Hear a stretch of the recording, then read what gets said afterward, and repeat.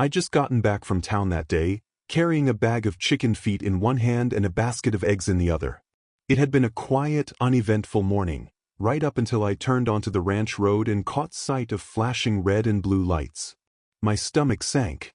The goats, pigs, and chickens were in a frenzy, raising hell. I could hear shouting, dogs barking, engines roaring. I dropped everything and bolted down the dusty path. That's when I saw them, 2 big black trucks with HOA Enforcement Unit printed on the sides. By the time I made it to the clearing, the worst had already started. 2 guys in tan uniforms were dragging my prize goat, Bella, toward one of the trucks. She was bleeding, terrified. My pigs had already been shoved into crates, and my chickens were thrashing around inside some kind of net. The whole place looked like a war zone. "What the hell are you doing?" I yelled. One of them, a red-headed woman wearing sunglasses, turned to me and said, flat as stone, "This livestock violates HOA Regulation 5B7. These animals are to be removed and humanely euthanized." I blinked, thinking I must have heard wrong. Euthanized? "This is private property," I told her. "You can't just—" But they didn't stop. They didn't even slow down.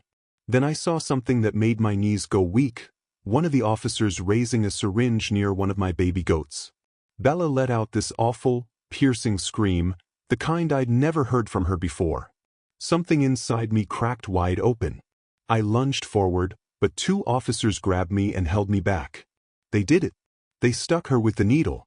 She collapsed right there in the dirt, motionless. I screamed. I begged them to stop. I kept saying they had no right. But no one listened. That's when it hit me. Something was very wrong with this HOA. As they zipped Bella's lifeless body into a black plastic bag, I saw one of the officers murmur something into his radio. I couldn't make out all of it, but I caught just enough. "Proceed with full clearance." The board approved the action. I just stood there, frozen. Dust swirling, tears running down my face. Everything was quiet now. They weren't just taking animals. They were erasing my life. What made them think they had that kind of power? And how much worse could this possibly get? Let me back up. I'll tell you how this all started. Before I bought the ranch, I was living in a small Colorado town. I'd just retired from the military after 20 years of service.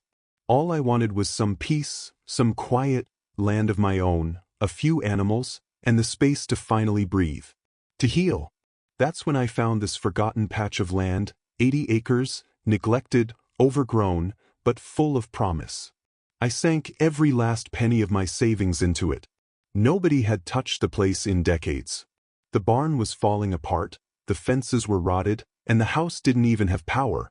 But it was mine. And I started fixing it up, one piece at a time. I patched the roof with my own 2 hands, built new fences, dug a fresh well. Every single animal I brought in, I treated like family. Bella, my goat, was the first. Then came Boomer, this spotted pig with a real attitude. After that, I got a flock of chickens, named every one of them after my old army buddies. This ranch gave me a reason to wake up again. I didn't think I was in any kind of homeowners association. There weren't any gates, no signs, no board meetings I'd ever heard of. Far as I knew, the land was mine, free and clear. Then the letters started showing up. At first, I tossed them. Just cheap paper notices from something called Green Hills Property Alliance. They wanted me to submit a list of my animals and a layout of the property for compliance review. I figured it was spam. The scam, baby. But the letters kept coming, each one more aggressive than the last. Eventually, I gave in and called the number. A woman picked up, called herself Miss Janice. "You failed to respond to multiple HOA notices," she said. "Farm animals are strictly prohibited in Green Hills Residential Preserve." "But this is a ranch," I told her. "It's zoned agricultural." I checked. Before I could argue more, she just said, "We have documentation that says otherwise." And that, right there, was the moment the storm started brewing. The very next day, I drove into town to check the county records myself. The clerk, an older guy named Mike, pulled the files, looked them over, and scratched his head. "Well, this is odd," he muttered. "This land was zoned agricultural back in the 70s, But just last month, someone filed a rezoning request under a private group's name. A private group? I asked. He glanced at the papers again. Green Hills Property Alliance? My stomach dropped. That's when I realized they were trying to turn the entire area into one of those upscale residential preserves. You know the type: vacation homes, tennis courts, a clubhouse, endless HOA rules. And somehow, they were claiming my land was part of their development. I hired a lawyer. Thought I'd fight it head-on. But the HOA just kept coming. First, they filed noise complaints about my roosters. Then it was warnings about unregistered livestock. After that, they even said my barn paint didn't match the approved color palette. It was non-stop harassment. Still, I didn't back down. Not until the day they came out and took my animals and killed them. That night, after they'd left with what was left of my flock and Bella's lifeless body, I sat out on the porch in total silence. Didn't eat. Didn't say a word. Then my phone buzzed. A message from an unknown number popped up on the screen. Just one sentence. You've been warned. This is only the beginning. I looked around the property, suddenly unsure who I could even trust anymore. How did they get this much power? And what else were they planning to take from me? I couldn't sleep that night. Around midnight, I grabbed a flashlight and started walking the perimeter of the ranch, just trying to clear my head. That's when I saw something I wasn't supposed to find. Behind the old barn, where the compost pile used to be, the ground looked off. Freshly disturbed. Like someone had been digging. There were tire tracks too. Faint but still there in the soft dirt. I felt it in my gut, something wasn't right. I ran and grabbed a shovel, started digging right there in the moonlight. Took maybe 3 feet before I hit something hard. It was a box. Long, narrow, sealed up tight. And it looked brand new. Definitely not something left over from the old owners. My hands were shaking as I dragged it out. I popped the latch, slowly opened the lid, and just stared. Inside were stacks of documents, legal files, property maps, HOA forms. Pages and pages of stuff. And then I saw them. Signatures. Or at least they looked like mine. Each page was printed clean, stamped, and even notarized. But I had never signed a damn thing. One of the documents flat out said, "Owner voluntarily accepts the terms and conditions of Green Hills Property Alliance." My jaw clenched. My heart pounded. They had forged my signature. That's how they claimed the land. That's how they said I agreed to their rules. I took pictures of everything page by page. Packed the original papers into a waterproof bag, hid them in the attic, and locked it up tight. Whatever this was, it wasn't just about zoning violations or some chickens making noise. Something way bigger was happening here. And the scariest part? Someone had gone out of their way to bury the truth, right there on my own land. The next morning, I had a plan. First stop, the sheriff's office. Sheriff Rick had known me since I moved into town. Always respected my military background. Straight shooter. When I showed him the photos and told him about the forged paperwork, I saw his jaw tighten. "I'm gonna need to take this up the chain," he said. "But if this is real, this HOA might be a lot more than just some overzealous neighbors." I nodded. "They killed my goat, Rick."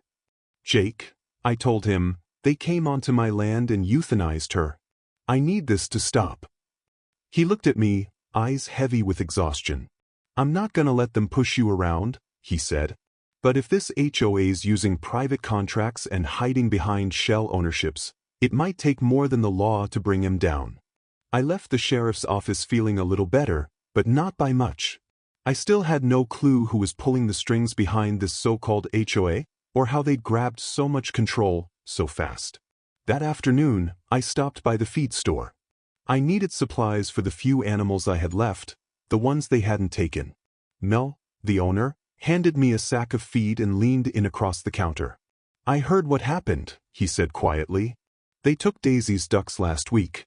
And old man Tom? He just disappeared, right after they hit his land." Something in my gut turned. This wasn't just about me. It hit me like a freight train. They were wiping out all the longtime landowners. Anyone who didn't fit into their clean-cut, rule-following, brochure-perfect version of a community. They weren't just enforcing regulations. They were stealing land, lying, and now, killing. I walked out of the store in a fog, totally dazed. But when I pulled up to the ranch, I knew something was off. The back gate was open. I always kept that gate locked. I ran to the barn, and sure enough, boom, my last pig was gone. All that was left was a single blue zip tie hanging from the latch and a tag clipped to it. HOA compliance notice, unauthorized animal removed. Violation 9C13. I dropped to my knees. That was it. This wasn't about rules anymore. This was war.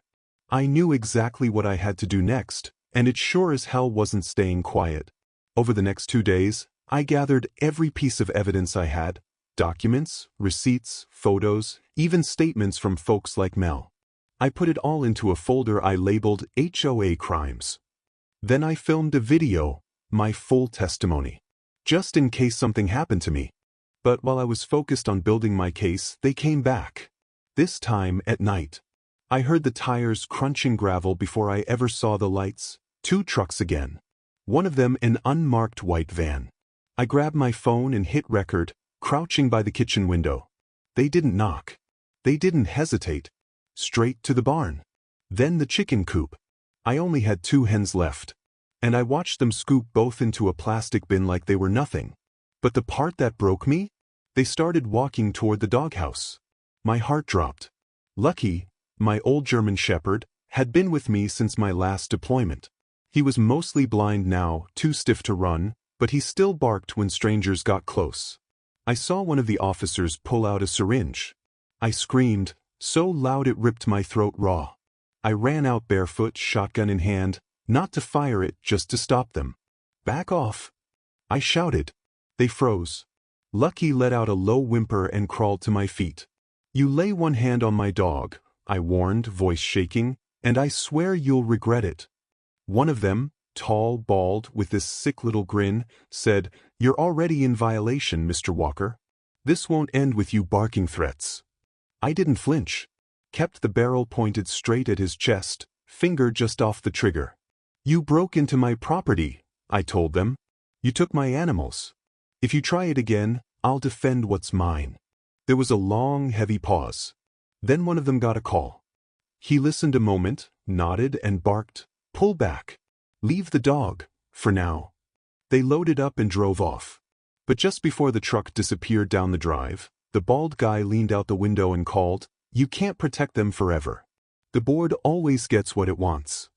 Lucky limped over, nuzzled my hand, and gave it a lick. I dropped down beside him, shaking, heart racing. I knew then, they were playing the long game. And they were willing to do whatever it took to win. It wasn't if they'd be back. It was when. But what I didn't see coming, what I never expected, was the barn, burning to the ground. The very next morning, the flames sounded like thunder in my ears. I woke up choking on smoke, the sharp crackle of fire echoing in the distance. At first, I thought I was dreaming, until I saw that orange glow bleeding through my bedroom window. I jumped out of bed, yanked on my boots, grabbed the fire extinguisher, and tore outside. But by the time I reached the barn, it was already too late.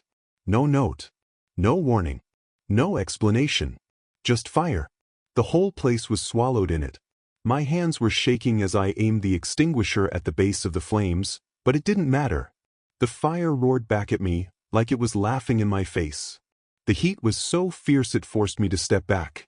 The old wood, the dry hay, the feed, it all fed the blaze like it had been waiting years for a spark. I started yelling for Lucky. "Lucky! Lucky!" He came limping out from behind the chicken coop, coughing and wheezing. His fur was scorched along the sides, and his eyes were wide with fear. I scooped him into my arms and ran back to the house, dialing 911 with shaky fingers. "My barn's on fire," I said. "Please, I need help." The dispatcher said someone was on the way. But deep down I already knew. By the time help showed up, it'd all be gone. And I was right. The fire trucks rolled in 20 minutes later. Too late. Way too late. Everything was gone. The tools I'd spent years collecting, the feed I'd stocked up for winter, even my military medals, kept in an old chest up in the loft, turned to ash and smoke. The fire chief told me it looked accidental. Maybe faulty wiring, maybe hay stacked too close to a heat source. But I knew better. There were no wires out there. No lamps. No heaters. And hay doesn't just ignite by itself on a cool spring night. Once the crew cleared out, I walked the ruins myself. Ash crunched under my boots, and I could still feel the heat in the ground. That's when I saw it. Half buried under a blackened beam was a melted gas can. It wasn't mine. The label read, "High octane, property of HOA maintenance." My jaw locked. My breath caught in my throat. They did this. They wanted to send a message. They wanted me scared, beaten down. But they didn't know who they were messing with. That same night, I made copies of everything I'd found, those forged signatures, the fake rezoning paperwork, and sent them off to 3 people, my lawyer, a local news reporter, and an old army buddy who works in DC now. Then I drove back into town, parked outside the Green Hills Property Alliance office, and waited. Didn't take long. Around 9 p.m., a sleek black SUV pulled in. Out stepped the tall, bald guy, the same one who tried to jab Lucky, and a woman I hadn't seen before. She wore high heels, a designer coat, and carried a tablet like she was about to brief the president. I followed them from a distance as they walked around the back and disappeared into a side door. The windows were tinted, but I caught just a glimpse inside. A wall covered in maps, photos, pins. And there it was, my ranch, marked in red ink. Target Zone 3. This wasn't about enforcing HOA rules anymore. This was a coordinated land grab. The next morning, I went public. I posted everything I had. Photos, videos, documents. I told the whole story online. And it exploded. The post went viral in under 12 hours. People from all over the state were commenting, sharing, showing support. Others told their own horror stories about the same HOA. One woman wrote, "They tore down my greenhouse and fined me $15,000. Another man shared, "My elderly mom got threatened for hanging up a wind chime." For the first time, I felt like I had the upper hand. But that feeling didn't last. Because 2 days after the post blew up, the HOA came back. I found the letter taped to my front door. Notice of immediate eviction, that's what it said, typed in bold across the top. Cited multiple code violations, unauthorized livestock, and aggressive behavior toward HOA officials. It gave me 72 hours to vacate the property. But it wasn't signed by a judge. It didn't come from the sheriff's office. It was issued by something called the Green Hills Board of Property Integrity, a name I'd never even heard before. They were just making things up now, fabricating agencies, inventing rules. Anything to scare me into leaving. But I wasn't going anywhere. I took a picture of the letter and posted it online. And that only brought more people to my side. Support poured in. A few local reporters even came out to interview me. They stood in front of my burned barn, filming the blackened wreckage, asking questions while Lucky lay curled at my feet, still weak from the smoke. But later that night, I got a different kind of visitor. It wasn't the media this time. It was close to midnight, the sky pitch black, not a single cricket chirping. I was sitting on the porch, flashlight in one hand, my shotgun resting beside me. Then I heard it again, tires on gravel. I stood up fast. This time, it was just one vehicle, a plain white van, unmarked. The door creaked open. And out stepped someone I hadn't seen in years. "Jason Walker?" the man asked. I nodded, keeping my hand close to the shotgun, not sure whether to raise it or not. He slowly reached into his coat and pulled out a badge. Special Agent Nick Morales. Federal Land Fraud Division. "We've been watching this HOA for months," he said. "And I think it's time we had a talk." I blinked. "You know about this?" He nodded. "We've been building a case. But we needed someone they'd target. Someone inside." He gave me a half smile. "Your story just lit the match we've been waiting for." I didn't know what to say. After everything, the fear, the heartbreak, the helplessness, someone was finally listening. I stepped aside and let him in. But just as we were about to sit down, a deafening explosion shook the ground. I sprinted outside. Smoke was pouring from the back of the house. Then flames, bursting out of the kitchen window, rolling up into the night sky. Before I could even make it off the porch, glass shattered, and thick black smoke started flooding out. The blast came from behind the house, right where I kept the generator and propane tanks. Lucky barked like crazy, trapped behind the screen door. I ran through the smoke, kicked it open, and grabbed him as he stumbled out, coughing. Agent Morales was right behind me. "We need to move now," he shouted. We ran out into the field, far enough to watch my house, my last bit of peace, become a fireball. The roof collapsed. The porch caved in. Gone. Everything. The photo albums, the hand-carved flag frame from my retirement ceremony, the old guitar my dad left me, it all disappeared in seconds. Morales muttered something under his breath, then looked at me. "They just confirmed it," he said. "They're trying to wipe you off the map." I couldn't even talk. My throat burned. My hands were clenched so tight, they hurt. This wasn't harassment anymore. This was arson. This was war. It took 45 minutes for the fire department to arrive. They said they were delayed because of traffic. Morales didn't buy that. And honestly, neither did I. The next morning, I stood there in the soot, Lucky by my side, tail barely wagging. Morales handed me a folder. Inside were legal records, land transfers, and a list of names, members of the HOA board. 2 of them were state senators. 1 was a city planning official. "These folks," Morales said, "aren't just part of a nosy HO. They're running a land development ring. They form fake associations, intimidate people off their land, burn any evidence that might tie back to them, then resell the property at top dollar for golf resorts and luxury homes." He pointed at one of the documents. "Your ranch? It's smack in the middle of what they're calling Phase 4 of their project." My stomach turned. "So this had all been planned?" He nodded. "From the day you bought that land, you were marked. They figured you'd fold." He looked me square in the eye. "When you didn't, they escalated." "They escalated," Morales said, then paused for a second before adding, "but they messed up. They went too far, and now the feds are in." I looked at him, eyes burning from smoke and rage. "What do I do now?" I asked. "You disappear for a while," he said. "Let us do what we need to do. If they think you're gone, they'll get careless." I snapped. "I'm not running. They burned my barn. They killed my goat. They just set my house on fire. If I leave, they win." Morales studied me for a long beat, then reached into his coat and pulled out a small device.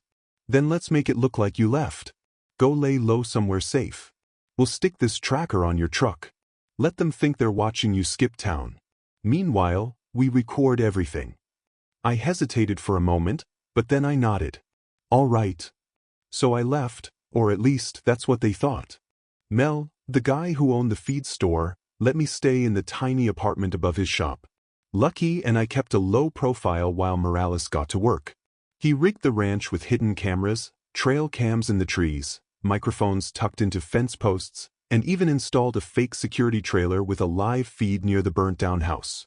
The trap was set, and it didn't take long. 3 nights later, under the cover of darkness, they came back. We caught them on camera, plain as day, unrolling what looked like blueprints and pointing at different spots around my land. One of them was the bald guy, the same one who tried to put a needle in Lucky. Another one had on a city inspector jacket. They had no idea they were being recorded.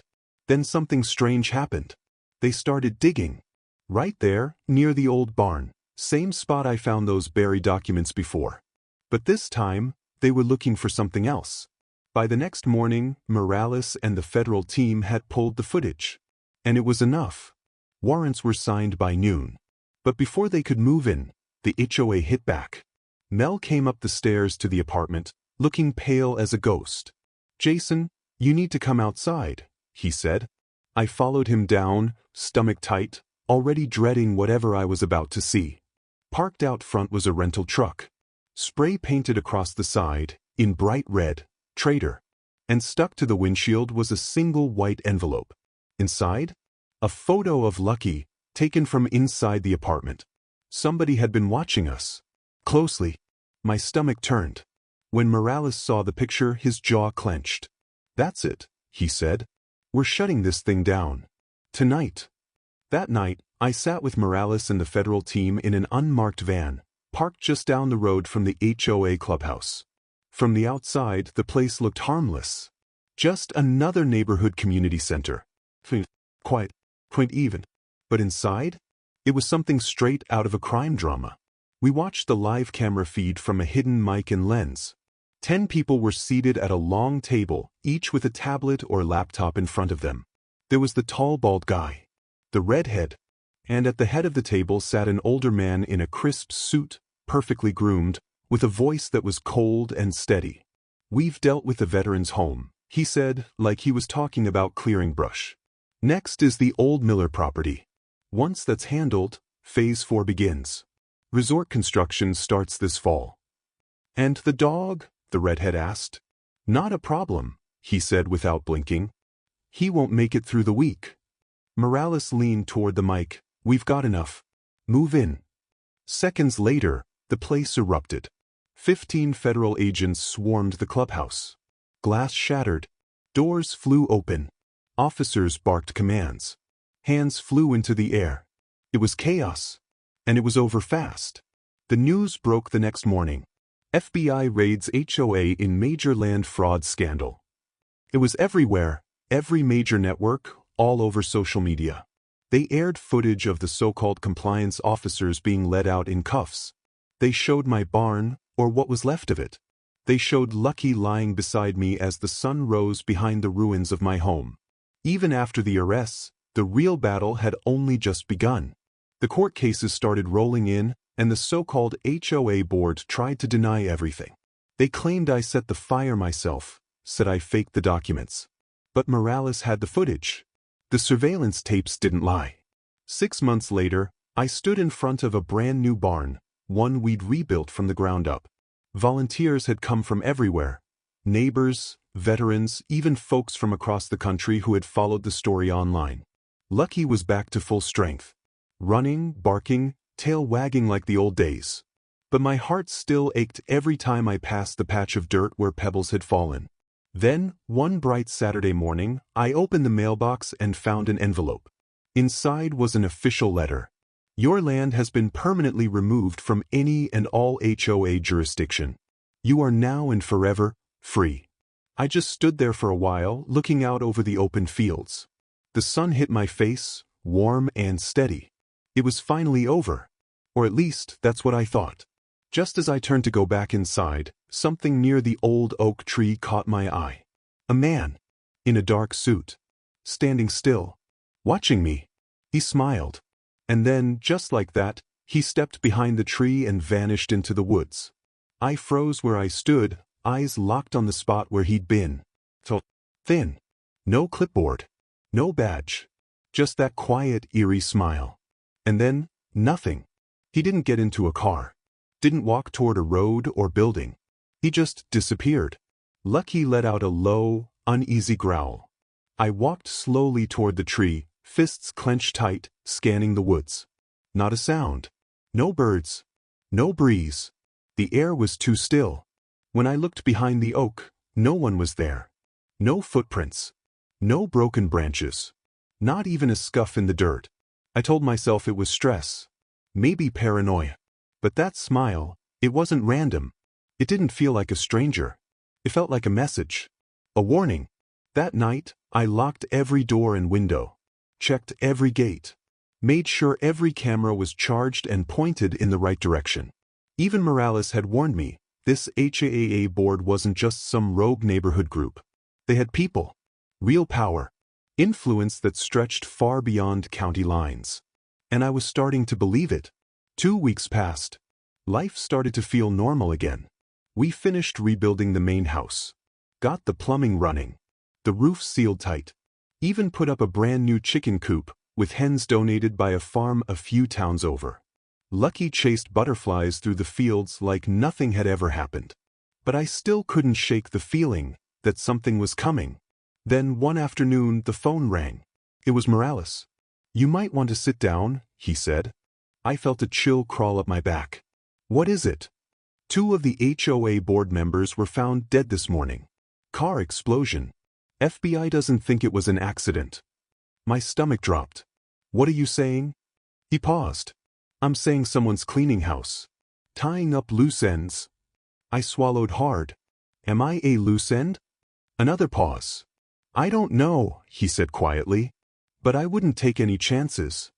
That evening, I drove into town for a quick supply run. Dog food. Some fencing nails. A couple bags of seed. Nothing unusual. But when I got home, my front gate was wide open. And I never leave that gate open. I slowed the truck as I pulled in, eyes scanning every inch of the property. Nothing looked broken. No smoke. No glass. No mess. But as I got closer to the house, I saw it. A white envelope, taped to the front door. I parked and stepped out slowly, Lucky close to my side, growling low. There was no name on the envelope. No stamp. Just one line of smudged, shaky handwriting. You thought this was over. I yanked the note down and searched every corner of the porch. Nothing else. No footprints. No cameras triggered. No tire tracks in the drive. This wasn't a threat. It was a promise. The next morning, I called Morales again. He wasn't surprised. They're testing you, he said. Trying to see if you'll run. I won't, I told him. Voice steady. I need to know who else is involved, I said. That's when Morales dropped another bombshell. There's someone inside the county clerk's office, he said. They helped push through your zoning change. We don't have a name yet, but we know they've forged over 20 property transfers across the state. My ranch? Just one of many.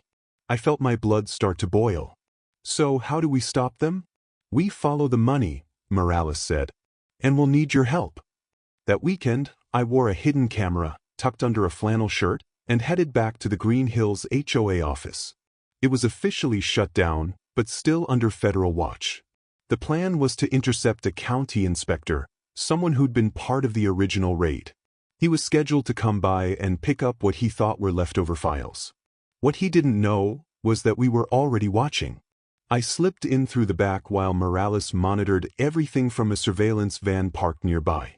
Inside, the inspector was already there. Short guy, slicked back hair, shiny badge, acting like it was just another Tuesday. He was loading binders into a box when I walked past him. He looked up. You're not supposed to be here. I smiled. Neither are you. He froze. And that's when Morales and 2 agents came through the front entrance. Hands where we can see them, one of them shouted. The guy bolted, panicked. He tore through the back door and ran straight into a patrol car waiting in the alley. They arrested him on the spot. Inside his briefcase? Flash drives full of zoning logs. Dozens of forged property deeds. Secret contracts between Green Hills HOA and offshore developers. We finally had proof. In the days that followed, it all started to unravel. More charges.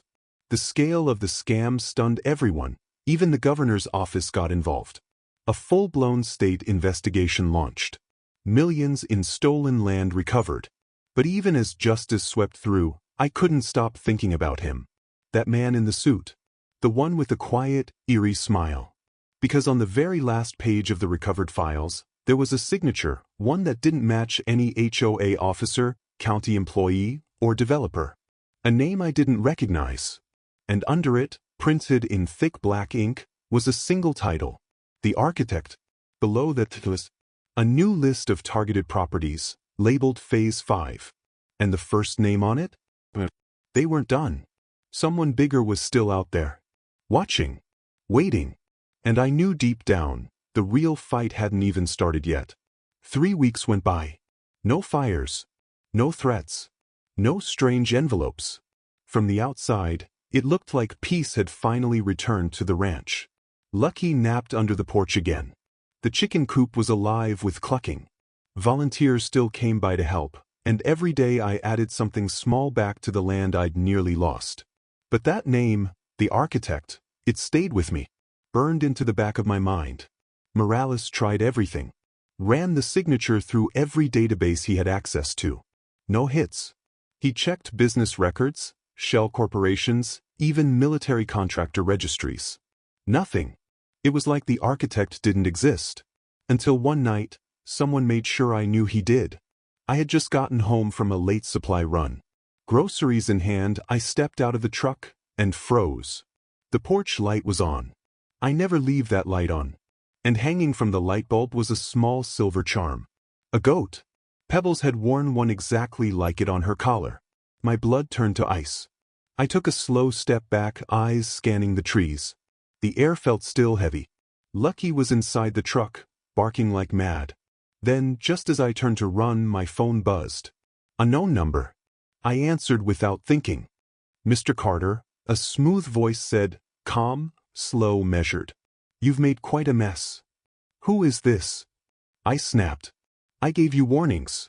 I even gave you chances. The voice continued, cold and unbothered. But you mistook mercy for weakness. My stomach tightened. My throat went dry. You're the architect, I said quietly. The man chuckled. So, almost amused. You've interfered with a machine much bigger than your little ranch, the voice said. You've embarrassed people in high places. People who don't lose. I gripped the phone tighter, my voice shaking. You burned my home. You killed my animals. You destroyed lives. I built futures. There was a pause on the other end. Then the voice replied, cold and sharp. You dug into things that were never yours to uncover.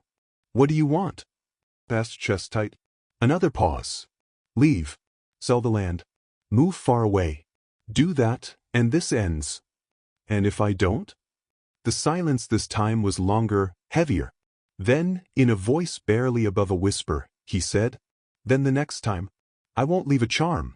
I'll leave ashes. The line went dead. I stood there, phone still in my hand, fists clenched, heart pounding. But I knew what I had to do. I went inside, grabbed my camera gear, and set up a live stream. No script. No prep. Just me, sitting in front of the fire pit, holding that little silver goat charm. America, I said into the lens, I need your help. Then I laid it all out, every lie, every threat, every name. I played the audio from that call. I held up the goat charm. I showed the list, the one from the architect's file, with names of future targets in Phase 5. Don't let this happen to someone else, I said. Stand with us. Speak out. Share this story. Within 12 hours, the video exploded. Millions of views. Local news picked it up. Then national. Then global. People were outraged. Senators were ambushed by reporters. Whistleblowers came forward. One of them, a former intern at a development firm, revealed that the architect was actually a code name used in secret files across 5 different states. The Department of Justice launched a full-blown federal investigation. And that's when everything shifted. A private jet, registered under a dummy corporation, made an emergency landing in Nevada. On board? Raymond Hale, a billionaire real estate tycoon with ties to half the shady land deals in the Midwest. A hidden camera caught him at an airport bar, confessing to a colleague. I told them to bury the rancher, he said. Didn't care. He was one farm standing in the way of a billion-dollar vision. He was arrested that same night. The architect had a name. And now he had a trial. 6 months later, I stood in a Denver courtroom in a clean suit, standing tall. Lucky sat by my feet, now a certified therapy dog. Morales stood beside me. Across the room, Raymond Hale sat in handcuffs, bitter and silent. I gave my testimony. About Pebbles. About the fire. About the call. About how one rancher who wouldn't back down had helped take down a network of greedy, power-hungry elites. The jury didn't take long. Guilty. Wire fraud. Land theft. Arson. Conspiracy. He went away for a long, long time. And with him, the entire corrupt HOA network collapsed. The Green Hills HOA was officially dissolved. All stolen land was returned to the rightful owners. The state passed new laws. No private HOA could ever be formed again without full transparency and public oversight. The word architect became a curse word in real estate. And me? I stayed. Not out of spite. Not out of pride. I stayed because this land was mine. Every fence post. Every stone. Every memory. I rebuilt my home from the ground up. Got new goats. New chickens. planted fresh seed. And under the old oak tree, I placed a small memorial for Pebbles. Her silver charm hangs there now, gently swaying in the breeze. And at the front gate of my ranch, there's a new sign. It reads, "This land stands free." One morning, a little girl from the nearby town came by with her class on a field trip. She looked up at me with wide eyes and asked, "Mister, were you scared when they burned your house?" I smiled, knelt down beside her and said, "Yes, sweetheart. I was scared. But being scared doesn't mean you stop standing." She blinked, thinking it over. "So what do you do?" I looked out across the fields, wind moving through the tall grass. "You rebuild. Stronger, louder. And you never, ever let them take what's yours. Because some land? It's more than dirt and fences. It's freedom. And mine was here to stay."